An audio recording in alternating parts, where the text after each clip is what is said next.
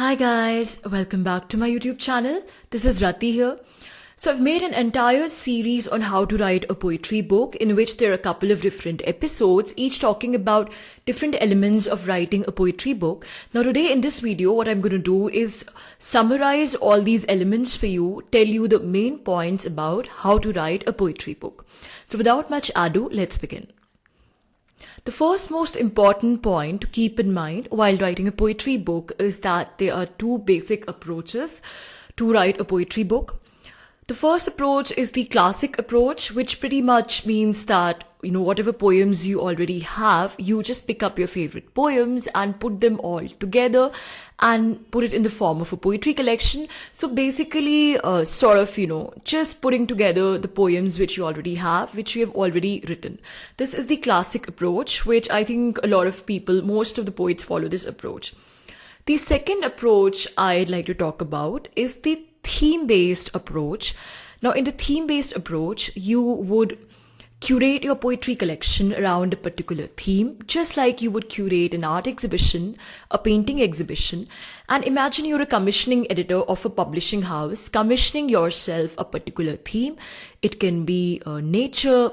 The theme can be, visual poetry, that you have to write all your poems should be visual poems, or the theme could be music, it could be poems about a particular place. Whatever the theme is, that is your choice. But the typical way of going about a theme-based poetry collection is that first you think about the theme, then think about the various points you want to cover within that theme, do your own research, and then go about writing the poems. So the theme comes first and the poetry comes later, typically in a theme-based poetry collection. So these are the two approaches. So when you decide to write a poetry book, you have to ask yourself questions, which approach do you want to follow? Whether the classic approach or the approach of the theme-based poetry collection.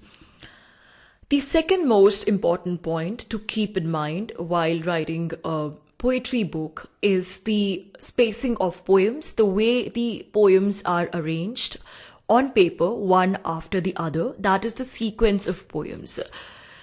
Now, for example, let's say the first 3-4 poems of your collection are short poems, short in length. Then you could alternate these with a long poem, 1 or 2 long poems, and then follow it up again with medium length poems and short poems again. Now, the whole thing is that, if the eye keeps on looking at the same kind of stuff again and again, poems of the same length, then it gets visually tiring and monotonous to the eye. So you must have seen it in poetry books that generally the poems that follow each other are spaced out in terms of the length of the poem, and also there is theme-wise variation. So do not keep all the long poems one after the other and all the short poems one after the other. Try and, mix and match the specific sizes of the poems, the length of the poems. Another thing you have to do is not just the length of the poems, but when you put your poems together in a poetry manuscript for a particular collection, then the theme-wise variation also has to be there. So for example, you have a lot of love poems. Now, it doesn't make any point to club all the love poems together unless you deliberately want to do that. So let's say the first 3 poems of your poetry manuscript are love poems. Then maybe you could follow it up with 2 or 3 serious poems, philosophical poems. Then when it starts getting too heavy for the reader, then give a little bit of variation with some lighter poems, humorous poems. And if all your poems, if you have a mix of different writing styles in, one poetry collection like free verse, sonnet, or poems in rhyme, then you can variate, you can, cause variations in terms of the writing style as well. Like the first 3-4 poems are free verse, then follow it up with slightly more musical poems, then follow it up with the sonnet, then maybe you could follow it up with the prose poem. That is if you have different writing styles in your collections. The whole idea is to keep the reader interested and engaged, to keep the reader hooked on. And in order to do that, you have to prevent monotony in your poetry collection at any cost, because it's a psychological fact. If we just keep on looking at monotonous stuff again and again, then the reader would just get bored. So try and have variations in terms of theme. Try and alternate, poems with different themes in a poetry collection rather than putting the same kind of poems all at one place. Even in theme-based poetry collection, I strongly believe that, even if you're choosing a particular theme, your poems should not be, reading all similar. So if you're writing nature poetry, you should not produce one kind of nature poetry one after the other. That would be monotonous for the reader. So even in a theme-based poetry collection, I strongly feel that, the poems should be different. Maybe the writing styles can be different. The structure can be different, or they're tackling, different aspects of a particular theme. That how you have to do it, you have to do your own homework. But the poems should not read all similar. Otherwise, it will get boring and monotonous for the reader. Now, the third and the last important point I want to make is that apart from poetry, there are some important elements in a poetry collection, and these are preface, acknowledgements, introduction, and blurbs. Now, let's go briefly one by one and understand each of these. The preface is generally written by the author. It's like sort of an introduction to your book, not exactly an introduction. It's shorter than the introduction, and it's placed at the beginning of the book generally. It's not necessary to write a preface for your collection. If you want, you can write one. And as I said, it's generally written by the author. The second most important element, which is there in a poetry manuscript, is introduction. Now, an introduction is typically written by a third person, maybe a prominent literary figure, or anybody. It doesn't even have to be a literary figure who knows about a poetry collection and who can write something about, your style of writing. Maybe it's even better if they compare it to other writers of your times and bring forth the strengths of your collection. What are the highlights of your poetry collection? What are the specialities? All that. So since all these things are required, so an introduction is typically best written by a senior poet, somebody preferably known to you, because then obviously you can easily approach them and request them to write an introduction for you.